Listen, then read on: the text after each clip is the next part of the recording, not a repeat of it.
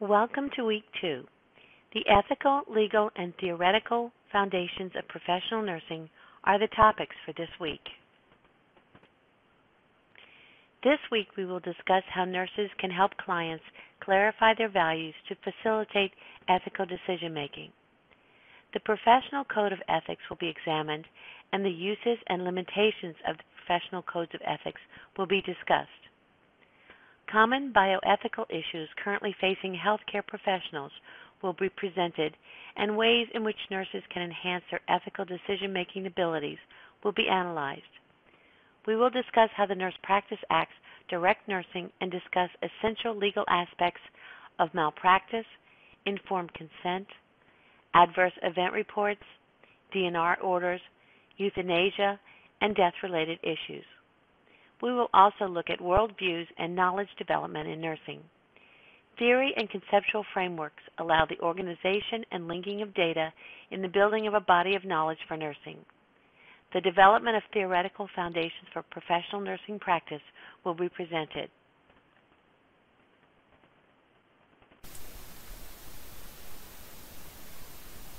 Key terms and concepts to become familiar with this week are values, morals, ethics, code of ethics, advocacy, credentialing, and the Nurse Practice Act.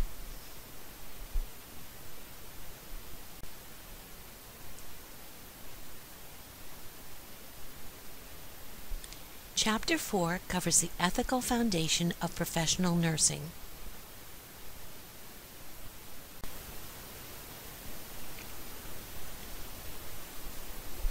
Values give direction and meaning to life and guide a person's behavior. They are freely chosen, prized, cherished, affirmed to others, and consistently incorporated into one's behavior. Most people derive some values from the society or subgroup of society in which they live. They are derived from our cultural, ethnic, and religious backgrounds, societal traditions, peer group, and family. Values form the basis of behavior. Values exist within a person and affect the person's relationship with others. A person may internalize some or all of these values and perceive them as personal values. Personal values are rooted and influence one's attitude toward religion, honesty, love, sense of humor, peace, work, etc. Professional values often reflect and expand on personal values. Professional values are transmitted and acquired during socialization into nursing, from our code of ethics, nursing experiences, exposure to other nurses, teachers, and peers. Values are transmitted and learned through observation and experience. Values are greatly influenced by a person's socio-cultural environment. Values clarification is a process by which people identify, examine, and develop their own individual values. No one set of values is right for everyone. When you identify your values, you can retain or change them, and thus act on basis of freely chosen rather than unconscious values. Value clarification promotes personal growth by fostering awareness, empathy, and insight. Nurses need to know specifically what values they hold about life, health, illness, and death. Early on, nurses need to explore their own values and beliefs regarding situations such as the following: an individual's right to make decision for self when conflicting with medical advice, issues surrounding abortion, end-of-life care, domestic violence, child discipline, cloning and genetic engineering, and having a child to provide a bone marrow transplant. Identification of personal values help nurses understand why certain situations bother them and decide whether they can accept the difference in values when providing care. Because nurses may be called upon to provide care to individuals who may have made decisions that conflict with the nurse's values, self-awareness is important. Nurses must be aware of their own values and attitudes in order to recognize when a situation might affect the care they're able to provide. Nurses may also need to help clients identify values as they influence and relate to a particular health problem. These steps may help clients clarify their values. Number 1, list alternatives. Make sure that the client is aware of all the alternative actions and has thought about the consequences of each. Number 2, examine possible consequences of choices. Ask, what do you think you'll gain by doing that? What benefits do you foresee from doing that? Number 3, choose freely. To determine whether the client chose freely, ask, did you have any say in that decision? Did you have a choice? Number 4, feel good about the choice. To determine how the client feels, ask, how do you feel about that decision or action? Number 5, affirms the choice. Ask, what will you say to others, family, and friends about this? Number 6, act on the choice. To determine whether the client is prepared to act on the decision, ask, for example, will it be difficult to tell your wife about this? Number 7, act with a pattern. To determine whether the client consistently behaves in a pattern, ask, how many times have you done that before? It is important that nurses provide information and behave in a value-neutral way that is non-judgmental when providing care and assisting a client in making an informed decision.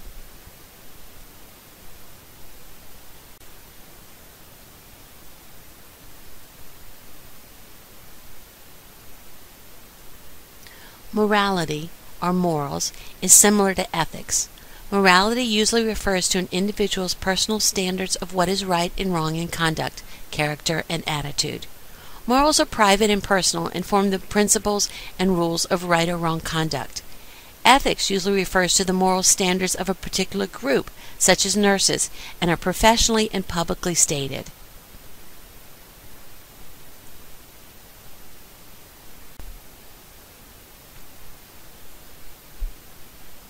Moral principles are statements about broad, general philosophic concepts such as autonomy and justice. They provide the foundation for moral rules, which are specific prescriptions for actions. These moral concepts have special relevance to nursing practice. These concepts form the basis of ethical principles for bioethics and nursing. Autonomy refers to self-determination and the right to make one's own decisions. Respect for person is incorporated and means that nurses recognize the individual's uniqueness, their right to be who the person is, and the right to choose personal goals. Non-malfeasance means the duty to do no harm. This principle is the basis of most codes of nursing ethics. Beneficence refers to doing good. Nurses are obligated to act in the best interests of their clients and their support person. Justice is often referred to as fairness in treating people equally. Nurses frequently face decisions in which a sense of justice should prevail. For example, a nurse is alone on a hospital unit and one client arrives to be admitted at the same time another client requires pain medication. The nurse must weigh the situation and act based on the principle of justice. Fidelity means to be faithful to agreements and responsibilities one has undertaken. If a nurse tells a client she will return to check on them in 30 minutes, she should be faithful to that promise. Nurses have responsibilities to clients, employers, government, society, the profession, and themselves. Veracity refers to telling the truth. For example, does a nurse tell a lie when it is known that the lie will relieve anxiety and fear? Lying to the sick and dying is rarely justified, as the loss in trust in the nurse and the anxiety caused by not knowing the truth usually outweigh any benefits derived from lying.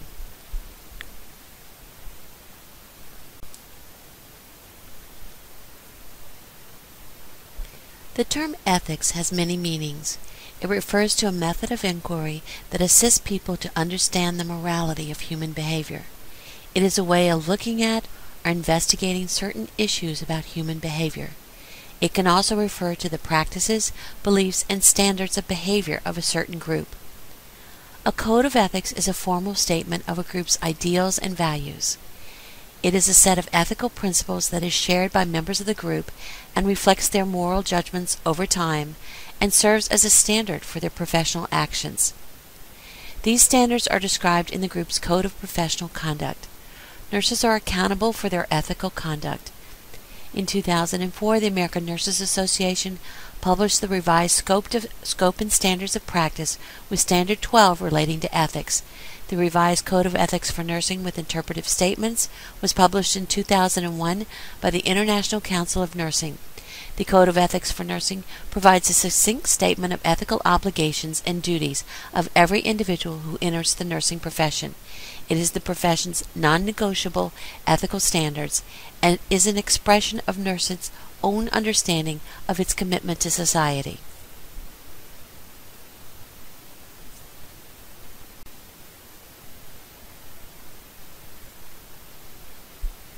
Ethical problems are created as a result of changes in society, advances in technology, conflicts within the nursing role itself, and nurses' conflicting loyalties and obligations to clients, families, employees, physicians, and other nurses. Nurses' ethical decisions are influenced by their role perceptions, moral theories and principles, nursing code of ethics, level of cognitive development, and personal and professional values. The goal of ethical reasoning in the context of nursing is to reach a mutual, peaceful agreement that is in the best interest of the client. The changing scope of nursing practice has led to an increasing incidence of conflicts between clients' needs and expectations and nurses' professional values. With the development of sophisticated technology that affects the course and outcome of illness, nurses and clients face more complex ethical decisions. Because today's public is better informed about medical advances and issues, it is important that nurses become comfortable in dealing with clients, families, and peers facing ethical decisions. Nurses are ethically obligated to maintain a non-judgmental attitude, be honest, and protect the client's right to privacy.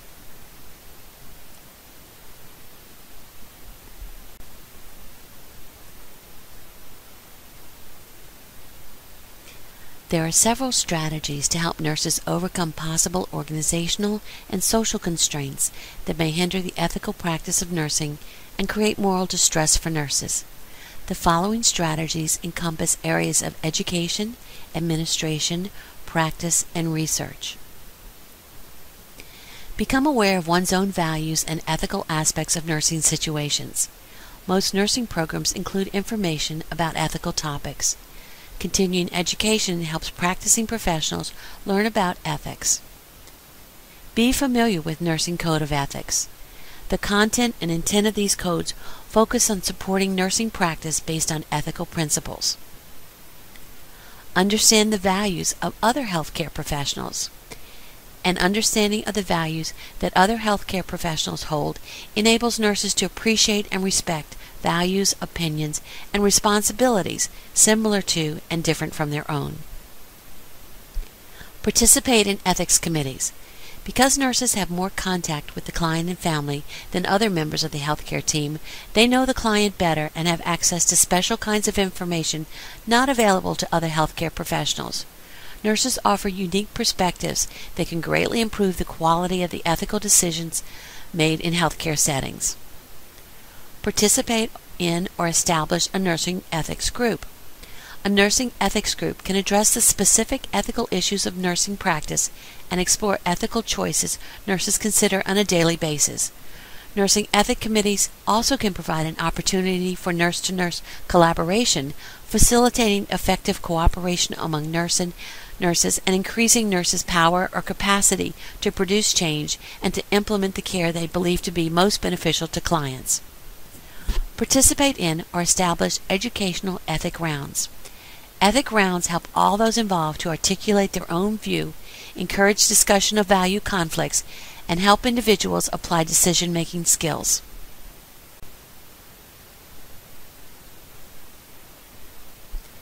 The focus of client advocacy is to respect client decision and enhance their autonomy. Its goal is to protect the rights of clients. Various levels and types of client advocacy include advocacy for self, advocacy for the client, advocacy for the community of which the nurse is a part. Advocacy is also needed for the profession, which benefits not only nursing but also the public. Its goal is to achieve better health care. A number of challenges face nurses who assume the role of client advocacy.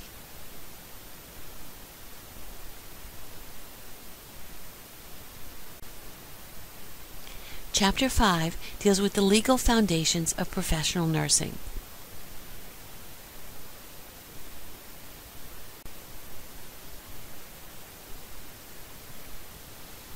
Knowledge of legal rights and responsibilities related to nursing practice is essential for the nurse. As nursing practice has become more autonomous, nurses have increased responsibility for their actions as well as the actions of those they supervise. Understanding one's own rights and responsibilities as a registered nurse, as well as those of others, is essential for competent and safe nursing practice. Standards of practice, codes of ethics, and established laws act as guides for nursing practice. The regulation of nursing is a function of state or provincial law. State or provincial legislatures pass statutes that define and regulate nursing. These statutes are known as Nurse Practice Acts. These acts must be consistent with constitutional and federal provisions. Nurse Practice Acts control the practice of nursing through licensing. They legally define the practice of nursing within the specific state. Every state has a Nurse Practice Act. Nurse Practice Acts describe the scope of nursing and protect the public.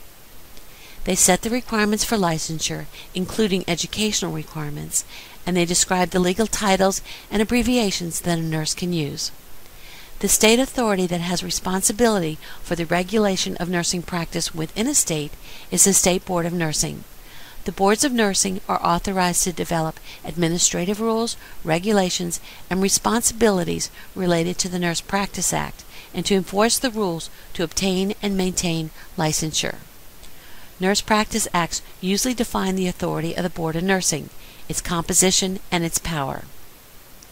The Nurse Practice Act defines nursing and the boundaries of the scope of nursing practice, identifies types of licenses and titles, states the requirements for licensure, protects titles, and identifies grounds for disciplinary action.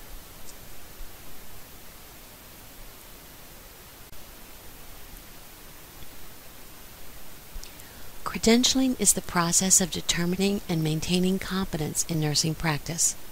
The credentialing process is one way in which the nursing profession maintains standard of practice and accountability for educational preparation of its members. Credentialing includes licensure, registration, certification, and accreditation. The purpose of these credentialing methods is to protect the public's welfare and safety. Licensure is defined by the National Council of State Board of Nursing as the process by which an agency of state government grants permission to an individual to engage in a given profession upon finding that the applicant has attained the essential degree of competency necessary to perform a unique scope of practice. Licenses are legal permits a government agency grants to individuals to engage in the practice of a profession and to use a particular title. A particular jurisdiction or area is covered by the license.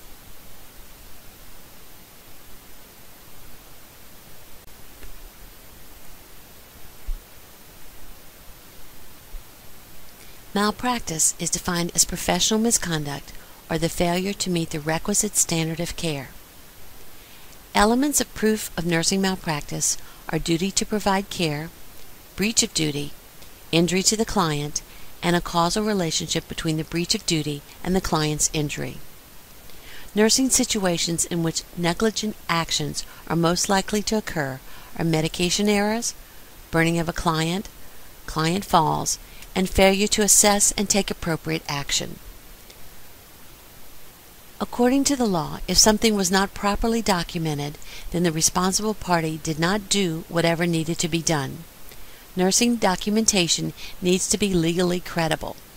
That is, it must give an accurate accounting of the care the client received. Documentation is credible when it includes the following: that it is contemporaneous, care is documented at the time provided. Accurate, a factual account is given of what the nurse did and how the client responded. Truthful, documentation includes an honest account of what was actually done or observed. Appropriate, only what one would be comfortable discussing in a public setting is documented. The American Nurses Association Code of Ethics for Nurses with Interpretive Statements states, since the nurse is accountable for the quality of nursing care given to patients, nurses are accountable for the assignment of nursing responsibilities to other nurses and the delegation of nursing care activities to other health care workers. The nurse is accountable for the care given to the client even if that care has been delegated to a subordinate. Delegation has been defined as the transferring to a competent individual the authority to perform a selected nursing task in a selected situation. Informed consent is an agreement by a client to accept a course of treatment or a procedure after complete information has been given, including the risk of the treatment, and the physician has provided related facts. Obtaining informed consent for specific medical and surgical treatments is the responsibility of the physician. Adverse events and risk management. An adverse event report or incident report, which is the agency record of an unusual occurrence, is a record of an adverse event or unusual occurrence that is required by JCAHO or the Joint Commission. Adverse events include medication errors, client falls, equipment malfunction, surgical errors, and other preventable incidents.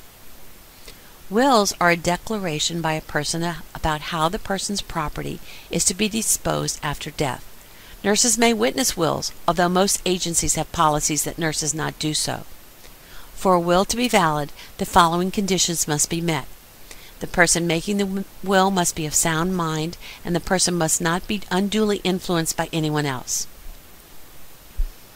Do not resuscitate orders or no codes may be ordered by the physician for clients who are in a stage of terminal irreversible illness or expected death. Nurses need to know their responsibility to clients who have a DNR order. An advanced medical directive is a statement the client makes before receiving health care, specifying the client's wishes regarding health care decisions. Euthanasia is the act of painlessly putting to death persons suffering from incurable or distressing disease. All forms of euthanasia are legally wrong in both Canada and the United States and can lead to criminal charges.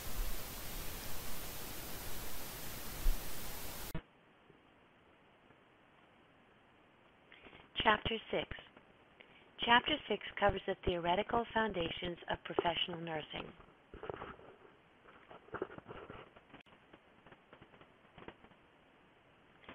The purpose of nursing theories and conceptual frameworks is to provide direction and guidance for structuring professional nursing practice, education, and research, and to differentiate the focus of nursing from other professions. Practice. Theories assist nurses to describe, explain, and predict everyday experiences. They serve to guide assessment, intervention, and evaluation of nursing care. They provide a rationale for collecting reliable and valid data about the health status of clients, which is essential for effective decision-making and implementation. They help establish criteria to measure the quality of nursing care and help build a common nursing terminology to use in communicating with other healthcare professionals, where ideas are developed and words defined. Nursing theories enhance autonomy, independence, and self-governance of nursing through defining its own independent functions. In education, nursing theories provide a general focus for curriculum design and guide curriculum decision-making. In research, nursing theories offer a framework for generating knowledge and new ideas.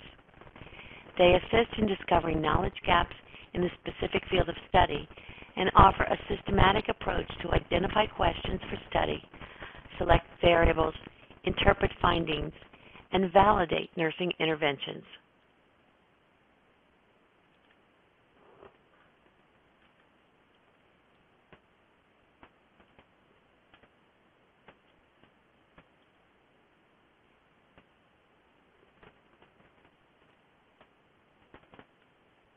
Theory is defined as a system of ideas proposed to explain something. Theory helps provide knowledge to improve practice by describing, explaining, predicting, and controlling phenomena. It guides practice, education, and research, and provides professional autonomy as knowledge is systematically developed, producing practices that are more likely to be successful.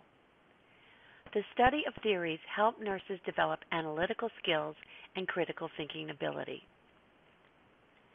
Theories differ in their scope and have been categorized in different ways.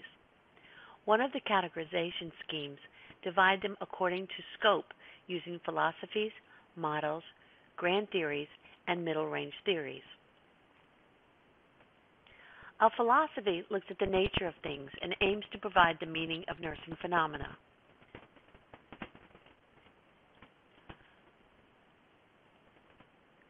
Philosophies are the broadest in scope and provide a broad understanding. Nursing conceptual models begin to form interrelationships among concepts and definitions to provide a more organized perspective. A grand theory is broad and complex and tends to be very general. Grand theories are abstract but may provide insights useful for practice. They are conceptual and have concepts, definitions, and propositions. Middle range theory has a narrower focus and is derived from earlier works such as philosophies and grand theories, or from works in other disciplines that are refined through a series of studies and each proving increased focus. Middle range theory may be said to have more direct practice application when describing, explaining, predicting, and controlling. Before specific theories and conceptual frameworks can be understood, the term concept, conceptual framework, conceptual model, and theory must be clarified. Concepts, called the building blocks of theory, are abstract ideas or mental images of phenomena.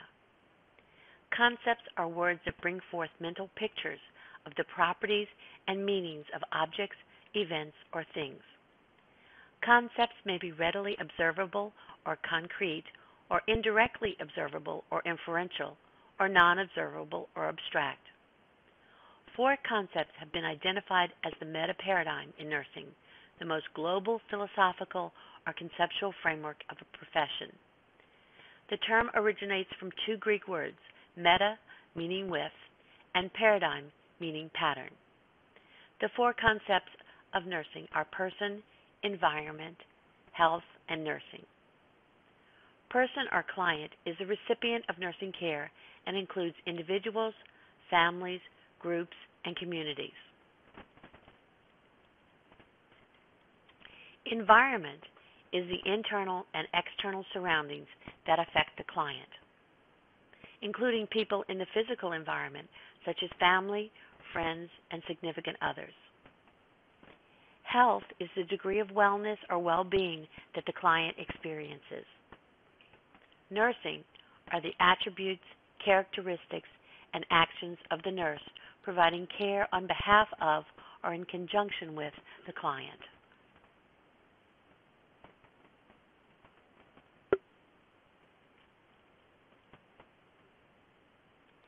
Theories and conceptual frameworks help unify the knowledge into a science of nursing and offer a way of conceptualizing a discipline in clear, explicit terms that can be easily communicated. Because opinions about the nature and structure of nursing vary, theories continue to be developed. Some theories are broad in scope and some are limited. They vary in level of abstraction, conceptualization, and ability to explain or predict.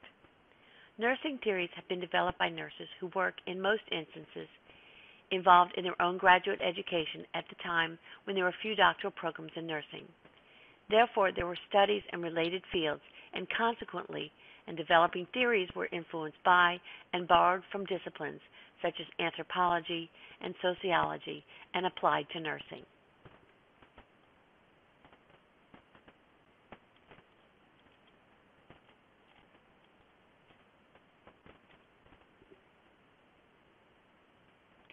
Jean Watson was educated in psychiatric and mental health nursing and received her doctorate in educational psychology and counseling.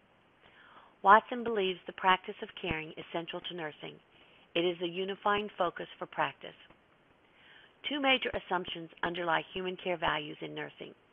Care and love constitute the primal and universal psychic energy, and care and love are requisite for our survival and the nurse meaning of humanity. The major conceptual elements of the theory are curative factors, transpersonal caring relationship, and caring moment and caring occasion. The curative factors provide a focus for nursing phenomena. These factors are evolving into curative processes. Watson considers her work to be a philosophical and moral ethical foundation for professional nursing and part of the central focus for nursing at the disciplinary level. It includes a call for both art and science that embraces and intersects with art, science, humanities, spirituality, and new dimensions of mind, body, spirit, medicine, and nursing.